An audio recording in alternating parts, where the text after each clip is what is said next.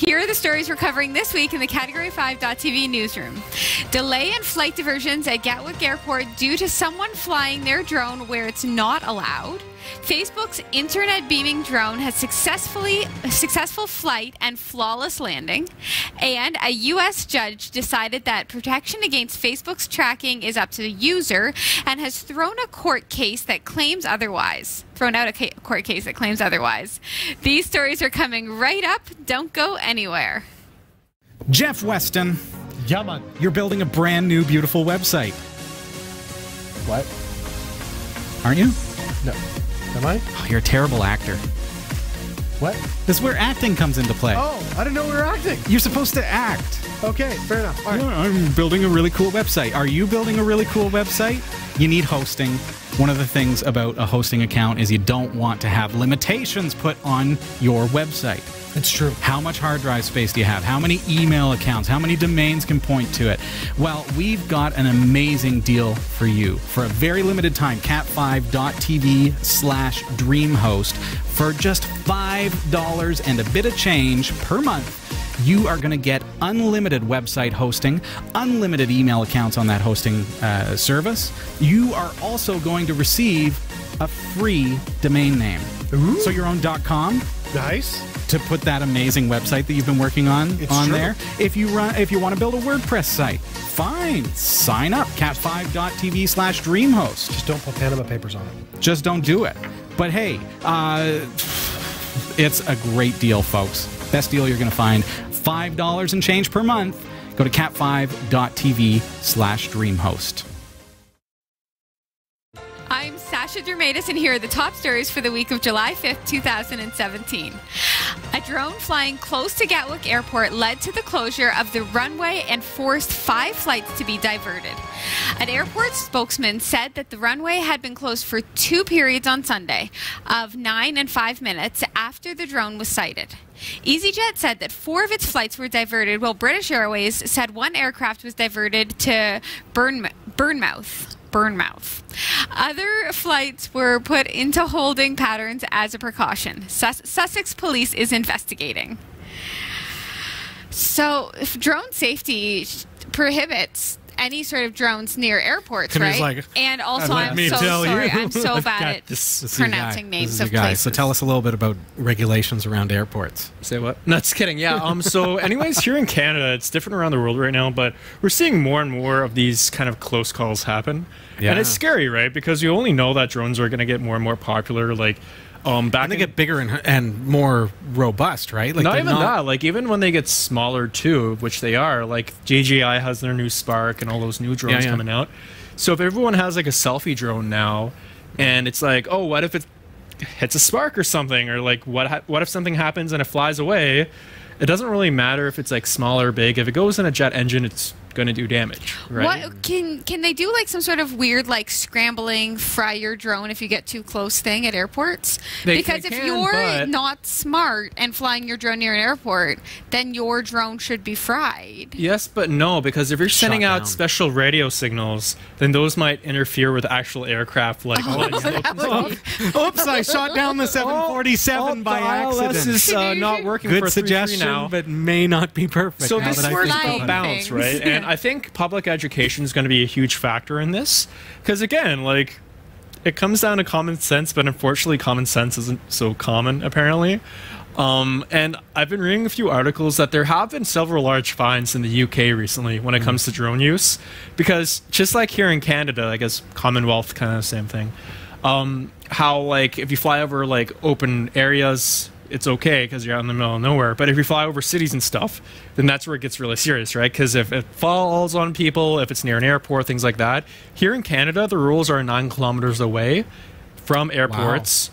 And that's any aerodrome. So if Farmer Joe has his like little grass field or whatever, that still counts. So you have to be 9 kilometers away from that, which cuts off like 90% of Ontario, like our province, from flying drones. So it's all about balance, right? Because we can't keep that. Sorry, this is going to be really opinionated. We can't keep that now because it stifles growth of the industry, right? For both for hobbyists and commercial. Commercial, it's a little bit easier because I did my time. I can fly anywhere pretty much. And with a now. commercial drone, you've got a GPS, so they can just put fences up. Yeah, I geofencing. was flying my big drone at my sister's place, which was kind of close to an airport, and I was trying to get up, and there was a ceiling there. Yeah, there's I some couldn't places, fly yeah. any higher. Oh, so they do have a thing. Yeah. Well, actually, But a believe it little or drone not- like this doesn't have GPS, so they can't stop it. Well, here's the thing. If you really wanted to do damage, knock on wood, don't try this at home. If you really wanted to do damage, it's not that hard to do, right? Anyone can buy a drone or make one now. Sure, yeah. And do whatever with it. So it's like we want to have laws in place that make things safer, but don't punish those that want to do good with it, right? That's it. This And it's a immediately gray area makes- right now. Yeah, and this makes me think, okay, well, this is going to end up causing regulations to hurt people like me and you, Yeah. and we're not going to fly near an Well, airport. just to cap off on that last point, and we should be good, but like there's companies in Russia now that are selling DJI products that are geofence unlocked now. So like we have hackers that are Oh, saying, come on. I know, and it's really unfortunate, It's right? there for safety, obviously. Yeah, and the thing is, if you're a commercial guy like me, you can unlock them. Sure. So it's just saying, yes, I have my special flight operator certificate. Yes, I know the rules, and that's it. So for us Okay. commercial guys, it's not that hard. For non-commercial, keep it in because it's in there for a reason.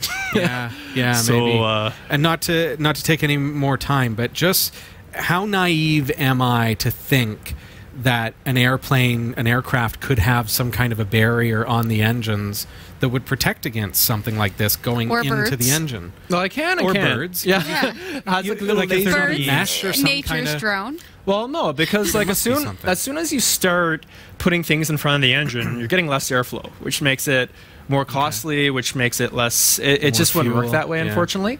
Because literally, like every little bit of degree counts. Like every single molecule in that engine counts. Like we need it to be as efficient, and that's what Boeing and Airbus and all those big guys are saying. We need these planes to be efficient. If they can get an extra like 2 pounds or like 2 grams onto the aircraft, they will do it. Like payload wise. That's tough. So it's a gray area because you want to balance safety with like you're right because it's your own thing. Again, we could talk about this all day, guys, but out of this, I think we're going to see more of this, unfortunately. But hopefully, we see some more creative solutions. Not mine, which takes planes out of the air as well. Potentially. Right. Facebook has completed its second test flight for its solar-powered internet beaming drone called Aquila. The flight was conducted on May 22nd in Yuma, Arizona, and lasted for 1 hour and 46 minutes, though Facebook just released the information last week. Facebook said that the drone landed perfectly on a prepared landing site. An earlier version of Aquila was substantially damaged in a crash during its first test flight over Arizona last year, according to an investigation by the National Transportation Safety Board. To avoid another crash, Facebook tweaked the design of Aquila by adding wing spoilers, a smoother exterior, and a horizontal propeller stopping mechanism. The second version of the drone also includes hundreds of sensors to record details about flight performance. Facebook plans to use Aquila to beam internet access to unconnected parts of the world. The drone is larger than a Boeing 737 and designed to stay aloft for months at a time at altitudes of roughly 60,000 feet. It's completely solar powered and requires the same amount of energy to run as 3 blow dryers. Facebook is good there. I like No. the idea for natural disasters. We've talked about Yeah. it before with the first generation of this drone, which apparently crashed and burned. Oopsie. So, Which is probably why Facebook didn't say that it worked until after it worked. yes, that's why we haven't heard anything about it since, folks. It's alive. Yeah, but it's beaming down internet connectivity to third world countries, places that don't have internet, and places that are disaster torn. So you think about a hurricane going through or Then you tsunami, can where connect. infrastructure is damaged or destroyed. Now they're able to get internet connectivity to Right. That's emergency amazing. responders and individuals, so they can let their families know that they're safe. Very good news. A U.S. judge has dismissed a lawsuit against Facebook accusing it of tracking users' internet usage between April 22nd, 2010 and September 26, 2011, regardless if they've logged out of the network. U.S. District Judge Edward Davila on Friday, June 30th, stated that the plaintiffs didn't manage to prove that they had reasonable expectation of privacy or suffered realistic economic harm or loss. The plaintiffs alleged that Facebook leveraged like buttons found on other websites to track which sites they visited, which essentially meant that the world's largest social media network could create a detailed documentation of their online activity and browsing history. This, argued the plaintiffs, broke federal and state privacy and wiretapping laws. It works this way. When you stumble upon an article on the web that you'd like to share on Facebook, oftentimes there'd already be integrated buttons that you can click on to share the said article directly to various channels, including Facebook, Twitter, Reddit, and more. When a user visits a site with a specific type of like button, the browser sends information to two places, to Facebook and the server where the page is stored. The lawsuit adds that Facebook had promised that cookies are deleted when a user logs out. However, the site continues to receive the information until a researcher spilled the beans on Facebook's behavior in 2011. The judge said that the plaintiffs could have gone out of their way to keep their online activity private, either by using incognito mode on their preferred browser or by using an opt-out tool by the Digital Advertising Alliance. But in the end, the judge said they failed to prove that the social media network illegally intercepted or eavesdropped on their interactions. Buyer beware. Thanks for watching the Category 5.tv newsroom. Don't forget to like and subscribe for all your tech news with a slight Linux bias, and for more free content, be sure to check out our website. From the Category 5.tv newsroom, I'm Sasha Dermatis.